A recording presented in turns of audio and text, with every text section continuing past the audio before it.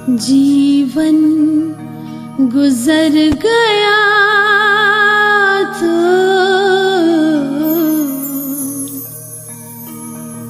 जीने का ढंग आया।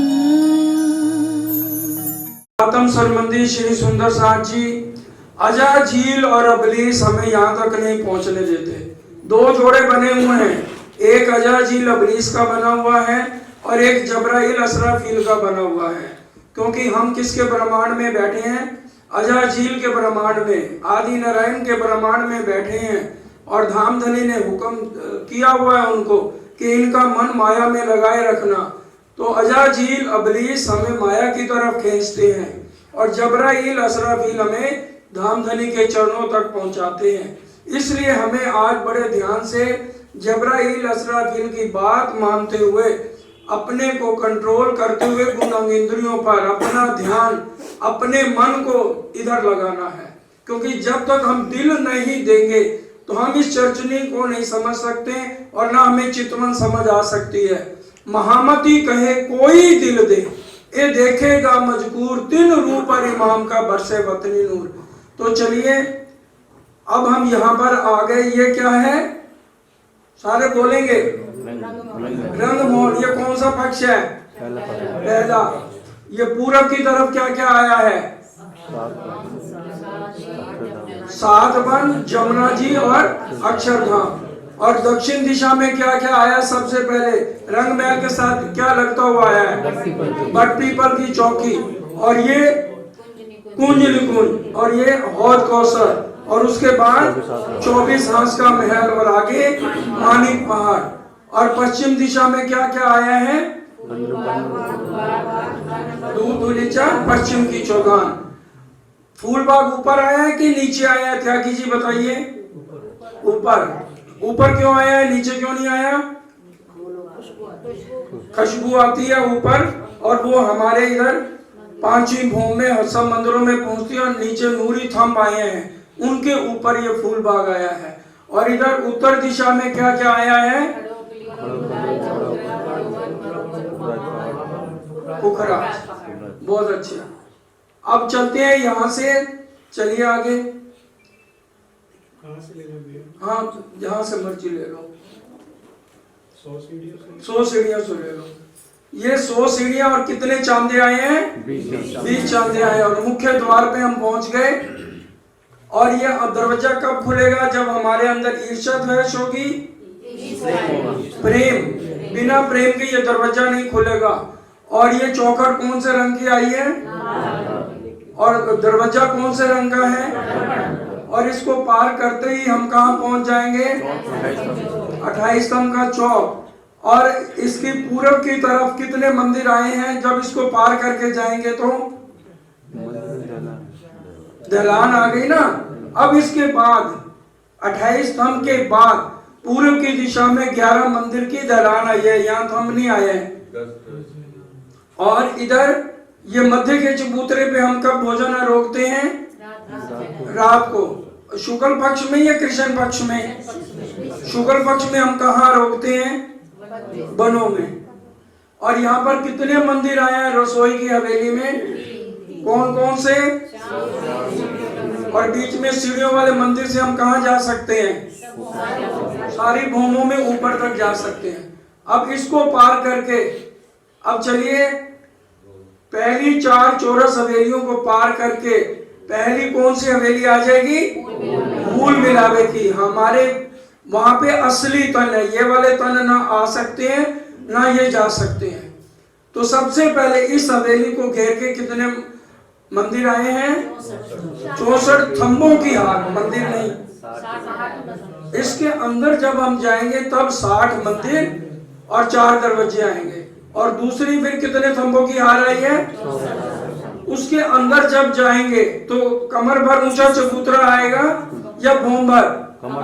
कमर भर ऊंचा। और सीढ़ियां एक तरफ है या चारों दिशा में है? कितनी कितनी सीढ़ियां आई हैं? और इसके साथ लगते हुए 2 थंब कौन से आए हैं? 5 के। और एक एक थंब कौन सा आया है? और इधर पश्चिम दिशा में कौन कौन से हैं? और ये 16 थंब 64 थंबों का बेवरा है। ये 4 थंब सुंदर साथ जी आ गए, 12 थंब और आएंगे। ये 16 थंबों के 4 खांचे बने हुए हैं। ये ध्यान से, क्योंकि 64 थंब कैसे आए हैं? 4 थंबों का तो आपने वर्णन चारों दिशा में सुन लिया। अब 12 थंब और आए हैं, हीरा है, गोमतिक है, इस तरह से 12 थंब, 16 थंब, 64 थंब इस तरह से आए हैं। ठीक है जी, क्लियर हो गई बेबी बहन जी? अब इसके अंदर जब जाते हैं तो कलीन कौन से रंग का है? उसकी डोरी कितने रंगों की आई है? कौन कौन से 4 रंग है? बहुत अच्छे। और उसके बाद इसके ऊपर कौन सा गेंदे का फूल आया? कमल के फूल क्या करती है? कमल के फूल। और सिंहासन चांदी का है, कंचन रंग को सिंहासन। कितने डंडे आए हैं? और एक एक डांडे में कितने रंग आए हैं? और ये 10 रंग कहाँ के हैं? कौन से सागर के अंदर 10 रंग हैं? 7वें सागर में, जहाँ श्यामा जी का 7वां सागर हमारा निस्बत का है। अगर हम चल रहे हैं तो हमारी निस्बत है, हमारा संबंध है, तभी हम इन चीजों को समझ रहे हैं। धामधनी के चरणों में कितने भूषण हैं? और इनकी तली के अंदर रेखाएं कहाँ पर आई हैं? लांक तली लाल एड़ियां मेरे जीव के एक गहराई के अंदर रेखाएं आई हैं। आज हम वर्णन नहीं कर सकते कितनी रेखाएं हैं।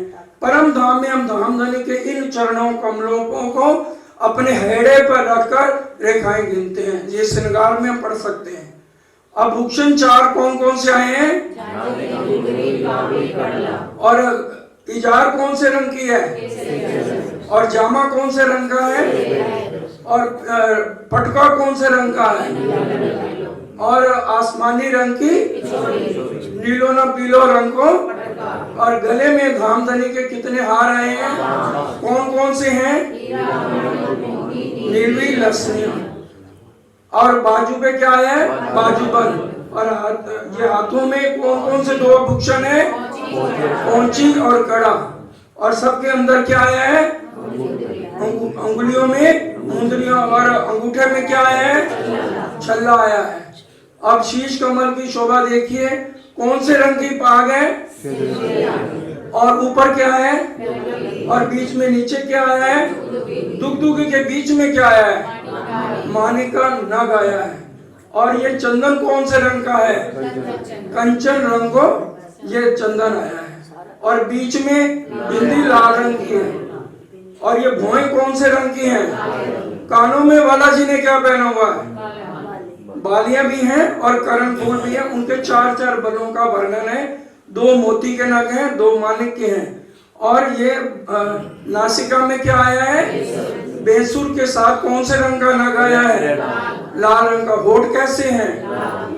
और दांत कैसे लगते हैं? जब राजी मुस्कुराते हैं, कभी सफेद रंग हीरे की तरह लगते हैं और कभी लाल रंग मानिक की तरह लगते हैं। अब चलिए श्यामा जी का श्रृंगार। श्यामा जी के चरणों में कितने भूषण आए हैं? 6। 2 अलग हैं। कौन कौन से 2 अलग हैं? अनवट। और अनवट कहाँ पे आया है? और आरसी कौन से चरण कमल में आई है? दाहिने चरण के अंगूठे में आरसी आई है। साड़ी का रंग कौन सा है? और चरनिया कौन से रंग की है? नीली लाई को गुजराती में इसको कहा गया है। और कंचुकी कौन से रंग की है? और हाथों की वर्णन करिए शोभा का। सबसे पहले सीरियल वाइज कंकनी बाजूबंद। बहुत सही है। हाँ, और इधर हाथों में आभूषणों का वर्णन करिए। मुंदरियां और आरसी। पहले श्रृंगार में सिर्फ दाहिने अंगूठे में आरसी का वर्णन है। और श्यामा जी के दूसरे श्रृंगार में अगर आप पढ़ेंगे तो दोनों अंगूठों में आरसी का वर्णन है। अब इनको निहारने के बाद राज्य के 3 श्रृंगार हैं। तीसरे श्रृंगार में क्या लिखा हुआ है? सब श्रृंगार किया दूल्हे, अब हुआ देखन का वक्त। तो इसलिए अब हमने रोजाना चितवन में राज श्यामा जी के श्रृंगार को निहारना है, तभी हमारी सुरता वहां पहुंचेगी। अपने मन को एकाग्र करके। क्या आभूषण तीसरे श्रृंगार में श्रृंगार किया सब दूल्हे। हाँ जी, श्रृंगार किया सब दूल्हे, वस्त्र या भूषण, अब वक़्त हुआ देखन का, देखो रूह के नैन। क्योंकि ये जीव के नैन नहीं देख सकते, क्योंकि ये यहाँ के नैन है। हमने चितवन द्वारा आपको आगे भी बताया 3 चीजें हैं, एक है पर आत्म, एक है आत्म और एक है जीव। आत्म फरामोशी से जागेगा प्रकरण है, कहीं आपको वाणी में ये नहीं मिलेगा पर आत्म फरामोशी से जागेगा प्रकरण। ये ध्यान देना है, क्योंकि हम पौड़े भेले जागसी भेले, उसके ऊपर भी फरामोशी है, आत्म के ऊपर भी फरामोशी है। असली तन में पूरा इशक है, लेकिन आत्म के अंदर इशक नहीं है। अब हमें आत्म के अंदर इश्क भरने के लिए चितवन जरूरी है। जब तक हम चितवन नहीं करेंगे, आत्म के अंदर सुंदर साजी इश्क नहीं आ सकता। अब बहन जी ने कहा दोबारा, कितने हार पहने हुए हैं श्यामा महारानी ने? 7। कौन कौन से?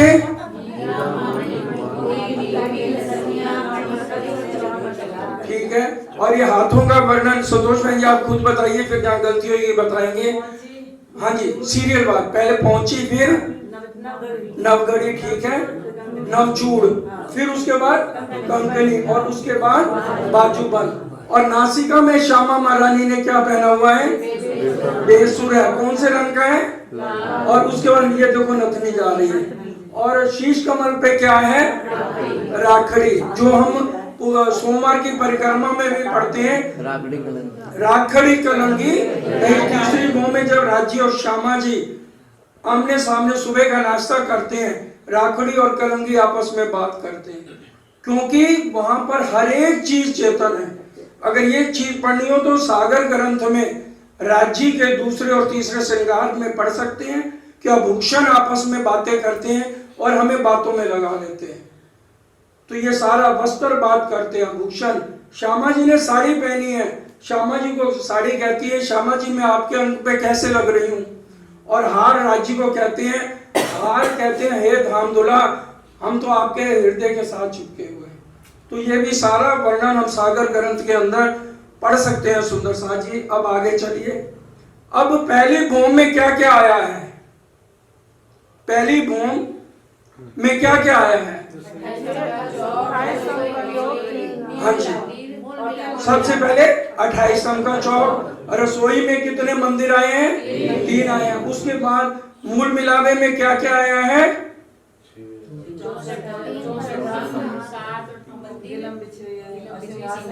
और कौन कौन बैठा है वहां पर?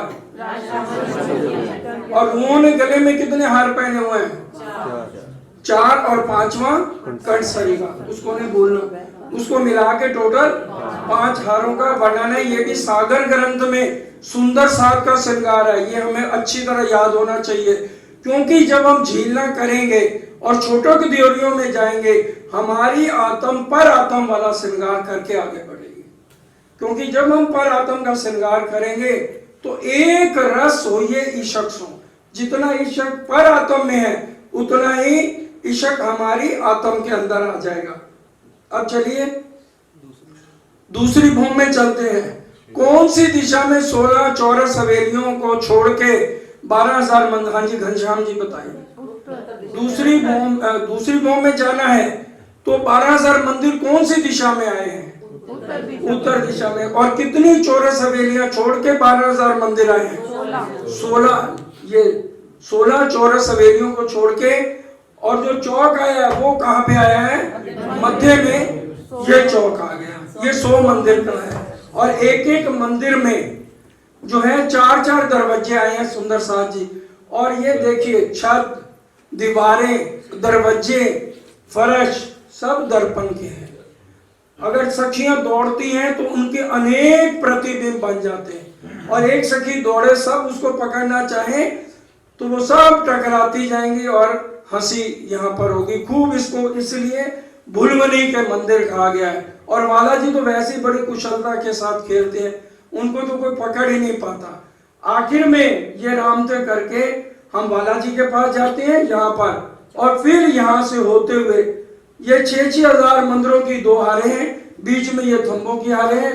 इनमें से होते हुए हम कहाँ जाते हैं? खड़ोकली। हाँ जी, बॉबी जी बताएंगे खड़ोकली कहाँ लगी है? उत्तर दिशा में तो है, कहाँ पर लगी है ये? दूसरी भौम में। और कितनी गहरी आई है? 3 भौम गहरी आई है। और इसको तीनों तरफ किसने घेरा हुआ है? ताड़वन के वृक्ष कितने ऊंचे गए हैं? 10 भौम तक ऊंचे गए हैं। यहाँ पर हम झीलना करते हैं, बालाजी बीच में है, तो हम सब सखियां उनके ऊपर जल उछालती हैं। और फिर जब हमारा नंबर आते हैं तो बालाजी उछाले जल जोर से, इतनी जोर से करेंगे कि खड़ोकली का सारा जल जैसे एक एक सखी के ऊपर उन्होंने उंडेल दिया हो। ये पहली भौम का मंदिर आ गया। फिर यहाँ पर हम श्रृंगार करते हैं। फिर अब चलिए तीसरी भौम में। अब सबसे पहले क्या आ जाएगी? तीसरी भौम पड़साल आ जाएगी। और सारे पशु पक्षी कहाँ आ जाएंगे? चांदनी चौक। हाथी जितने भी हैं अपनी सूंडों में पानी भर के लाएंगे और पूरी बौछार कर देंगे। और आसमान के पशु पक्षी क्या करेंगे? गुलाब के फूलों लेकर के पूरी बारिश फूलों की कर देंगे। ये सब प्रणाम करने इस समय आते हैं। और उसके बाद हम कहाँ चले जाते हैं? दहलान में। बालाजी का श्रृंगार दहलान में और श्यामा जी का आसमानी मंदिर में। और दहलान के बाद क्या आया है? चबूतरे पर क्या होता है? राज श्यामा जी का मिलन है। श्यामा जी अरश मिलावा ले चली अपने संग सुभान, कहा चाया सब दिल का आगू आए लिए मेहरबान। ये भी सागर ग्रंथ में प्रकरण 6 में 131 चौपाई आप पढ़ सकते हैं। ये चौपाई वहां लिखी हुई है। क्योंकि जंजीरा मुसाफ की मोतियों में पिरोइए जब, जिनसे जिनस मिलाइए मगज मायने पाइए था। ये सारा काम राज्य ने सब मोती बिखेर दिए, कोई चौपाई कहीं कोई चौपाई कहीं। ये परम धाम की ब्रह्म सृष्टि इन चौपाइयों का संलग्न करके सुंदर साथ को समझाएंगे, जिनको सरदार सखियां कहा गया है। यहाँ पर श्यामा महारानी राज्य का पूजन कर रही हैं, फूल माला पहना रही हैं। और बालाजी अब श्यामा जी की जैसे मांग भरेंगे 12,000 सखियों की मांग भर जाएगी। जैसे जड़ में पानी देते हैं तो पत्ते टहनियों में देने की जरूरत नहीं पड़ती, ऑटोमेटिक उनके पास पहुंच जाती है। अब इसके बाद सुबह का नाश्ता कहां पर होगा? चबूतरे पर। उसके बाद हम कहाँ आ जाएंगे? पड़साल पे। और ये देखिए सिंहासन कौन सी दिशा में लगा है? पूरब दिशा में। यहाँ पर कौन आ गया? अक्षर ब्रह्म। और बालाजी वहां से पूरे मुखारबिंद से दर्शन देते हैं, आधे से देते हैं। लेकिन जब हमने खेल देखना था तब पूरे दर्शन दिए इनको।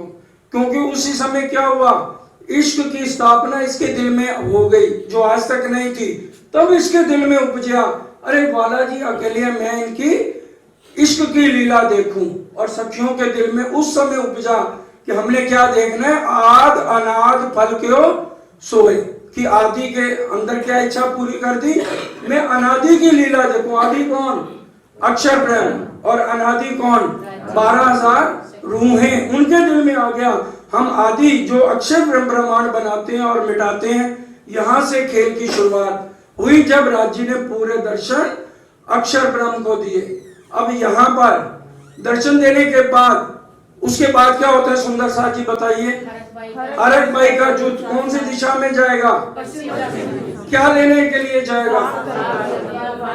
मेवा पकवान, ये जो है पान बीड़ा और फूल। और सखियां वापस आती हैं तो ये ऊपर फूल देती हैं और पान बीड़ा देती हैं। कहाँ पर देती हैं? पड़साल में। और जो सामान लाती है सब्जियां वो कहाँ पे रखती हैं? शवेत मंदिर के अंदर उनको रखा जाता है। अब राजी के पास लाडबाई आती है, धनी जी की आज्ञा पाऊं तो यह समय रसोई लाऊं। ये पड़साल की बात है। राजी महाराज यहाँ दोपहर का भोजन रोकते हैं। हम कहाँ रोकने जाते हैं? कौन सी भौम में? प्रथम भौम में। ये ध्यान करना है क्योंकि रसोई की हवेली कहाँ है?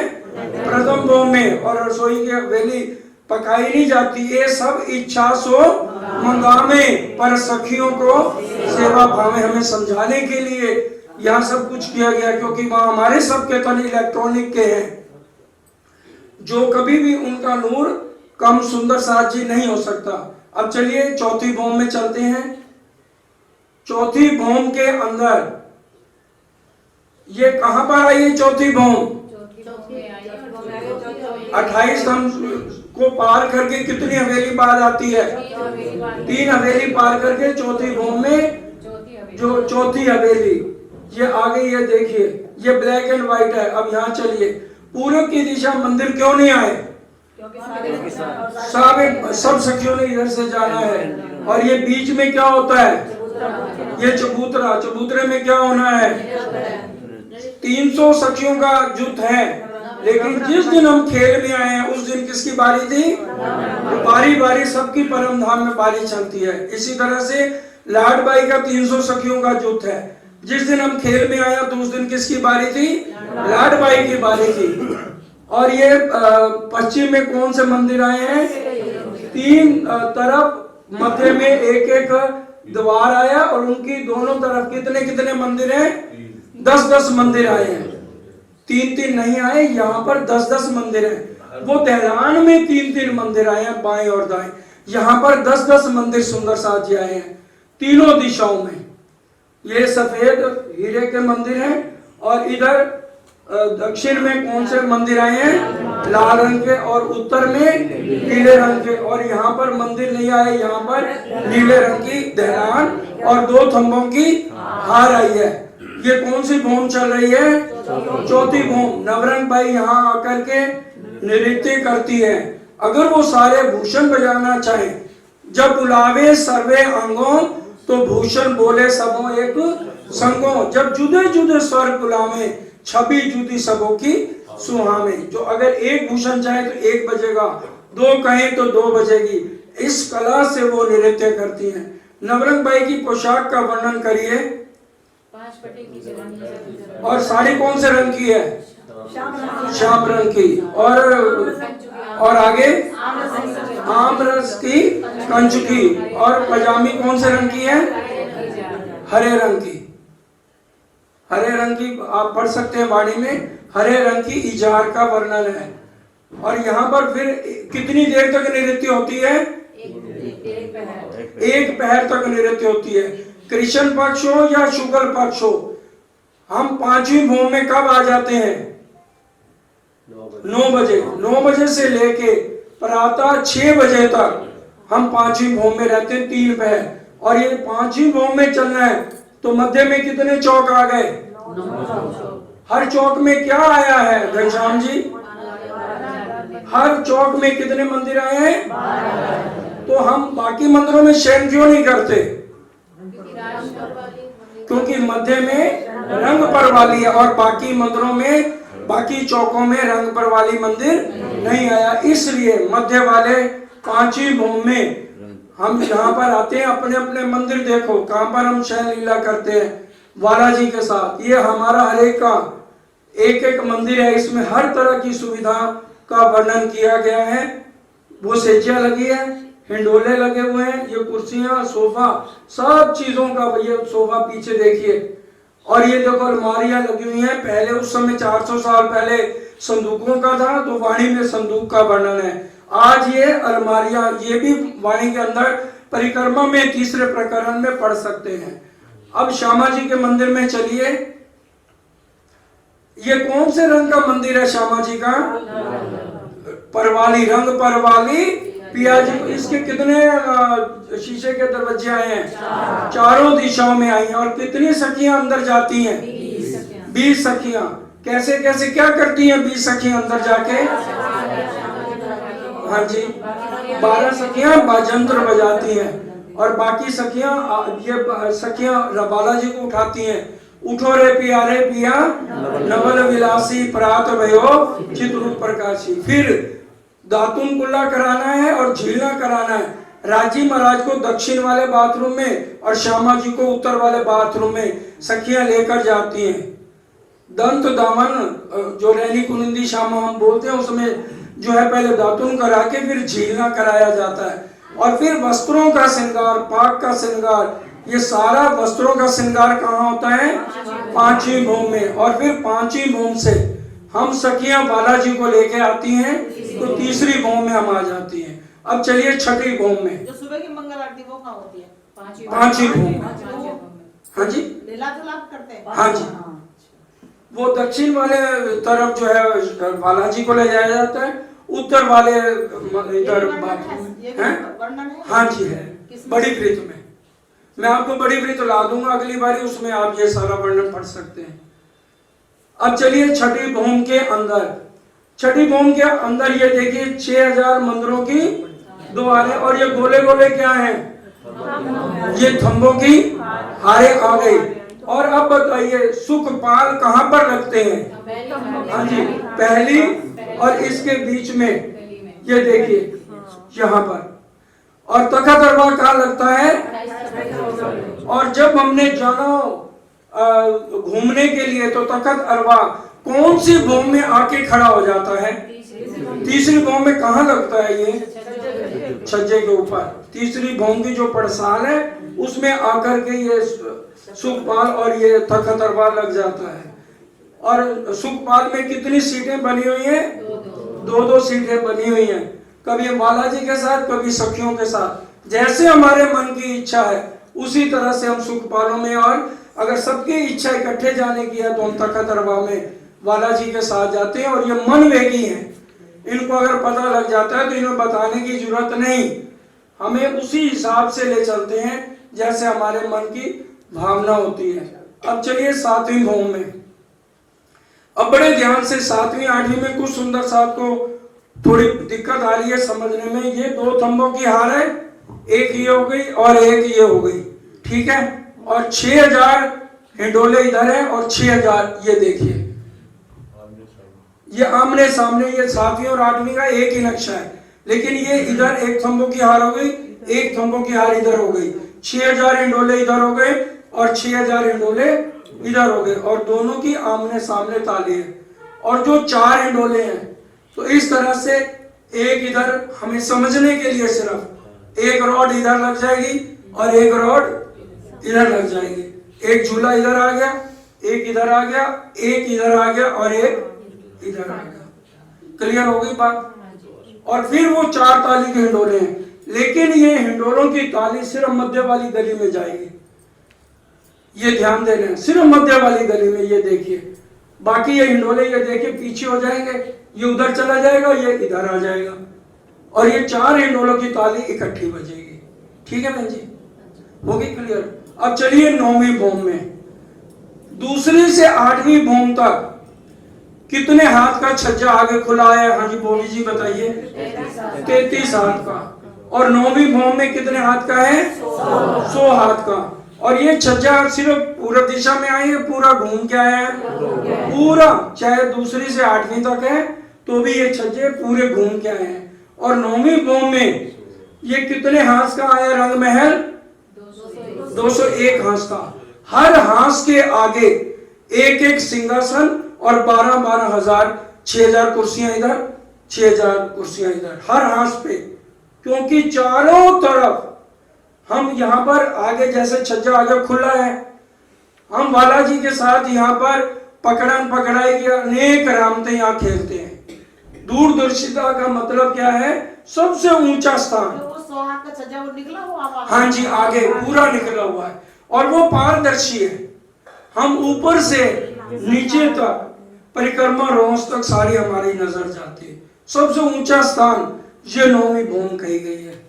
यहीं पर अनेक तरह की किनारे पर खड़े होकर बालाजी से एकांत में हम बातें भी कर सकते हैं, और अंताक्षरी कई बार सखियां शुरू कर देती हैं।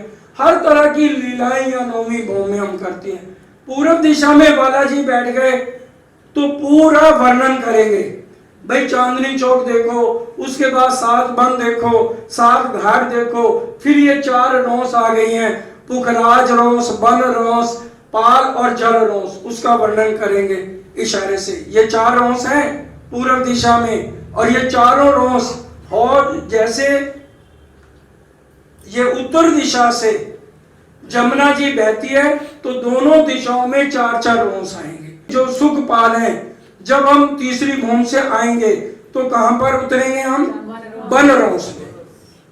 ये आपको नया पॉइंट आज बताया जा रहा है। जब हम तीसरी भूमि से आएंगे तो हमारे सुखपाल कहां उतरेंगे? बन रोस पे। 4 रोस कौन कौन सी एक बार बोल लेंगे? पुखराज रोस, पहले सारे बोलेंगे पुखराज रोस, बन रोस, पाल और जल रोस। और जल रोस के बराबर नीचे उतरेंगे 3 सीढ़ियां तो क्या आ जाएगा? जल चबूतरा। वहां पर कमर तक पानी है, वहां हम झीलना जल चबूतरे में कर सकते हैं। और आगे जितना जाएंगे गहरा होता जाएगा। डुबकी लगाओ, कोई डूबने का खतरा नहीं, लंग्स में पानी नहीं जाएगा, कहीं भी कोई वहां प्रॉब्लम नहीं है।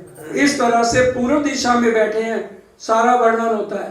पश्चिम दिशा में बालाजी ने मुख किया तो पश्चिम दिशा में फूलबाग, फूलबाग के कितने बगीचे?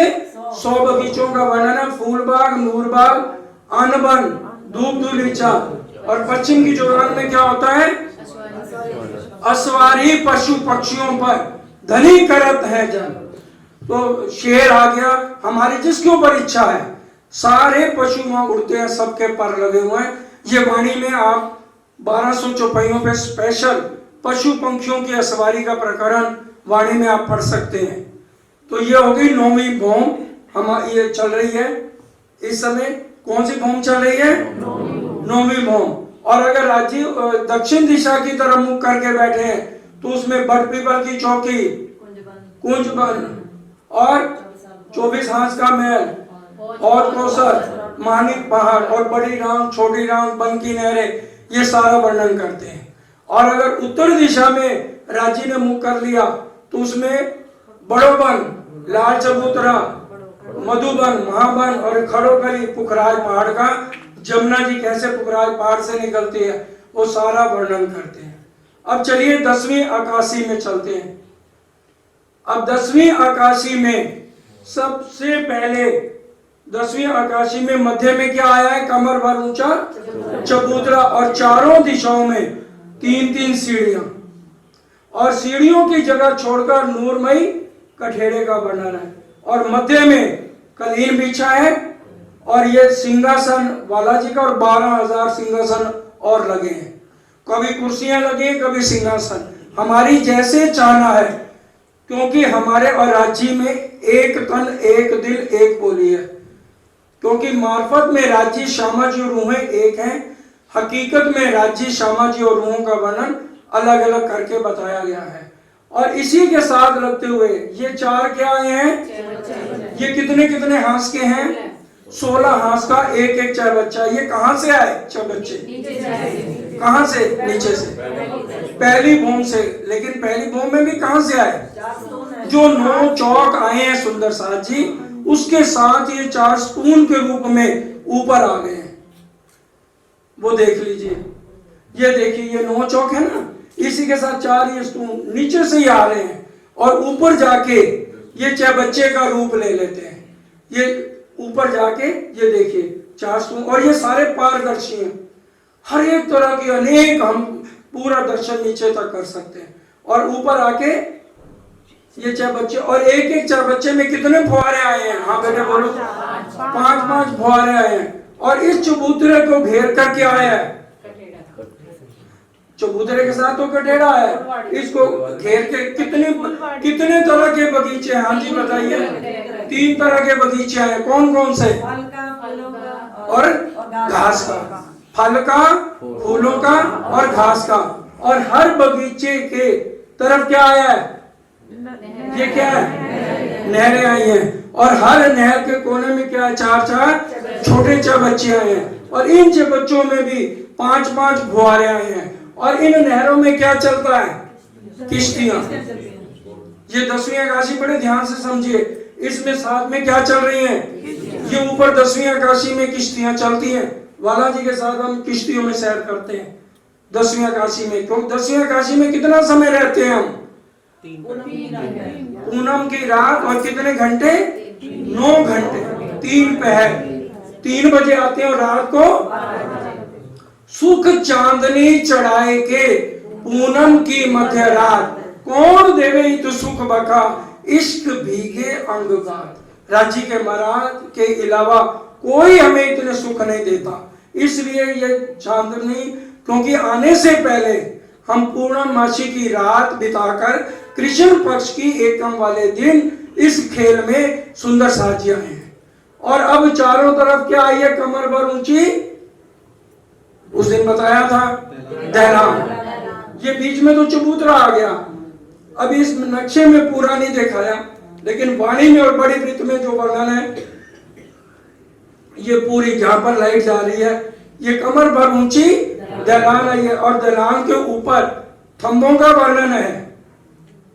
थंबों के ऊपर छत आ गई है, और छत के ऊपर 12,000 गुमटियां हैं, और 12,000 गुमटियों के ऊपर क्या आया है? कलश। गुमटियों के ऊपर पहले कलश, कलश के ऊपर ध्वज पताका, और उनमें कौन से घुंघरू लगे हैं? कंचन के घुंघरू छोटे छोटे लगे हैं। जब हवा चलती है तो उस समय उन घुंघरुओं की आवाज इतनी भीनी भीनी, जैसे हमें आने का निमंत्रण दे रहे हो कि आइए 10वीं आकाशी में अब 9 घंटे तक बालाजी के साथ यहाँ खेलें, रामते करें। अनेक तरह की रामते हम यहाँ करते हैं। आकाश देख के बहुत प्रसन्न होते हुए बादल नीचे आ जाते हैं। बादल है और सितारों के नीचे हम इतना आनंद लेते हैं। चंद्रमा निकलता है तो उसकी पूरी रोशनी इस समय पूरे 10वीं आकाशी पे है। ऐसे लगता है एक चंद्रमा ऊपर है और नीचे से एक चंद्रमा जैसे नीचे जा रहा हो। इतनी लाइटें और इतना प्रकाश ये जो है यहाँ दहलान पर पड़ता है। जब बालाजी के साथ एकांत में यहाँ खड़े होकर हम बहुत प्यारी प्यारी बातें करते, 9 घंटे का समय है।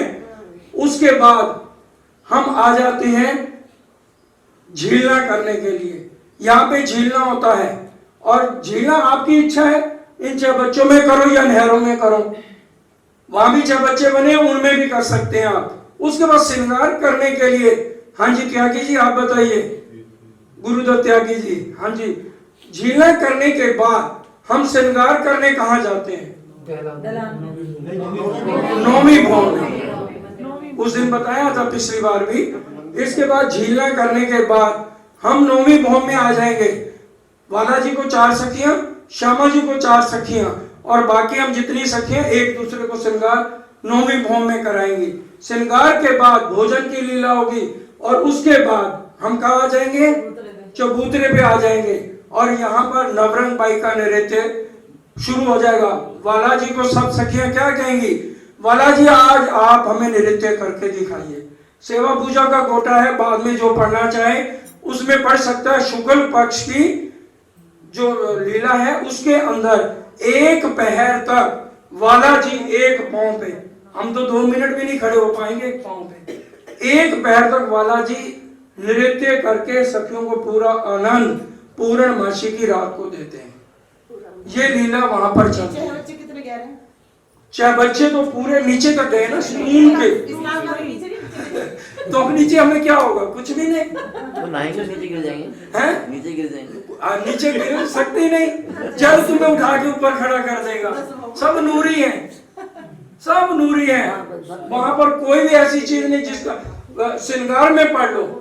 पहले प्रकरण में मेरा जहां तक ख्याल है 5 नंबर की चौपाई है, धामधनी ने उसमें वर्णन किया है, यहाँ की चेतन को भी जड़ समझो और परम धाम की जड़ को भी चेतन समझो।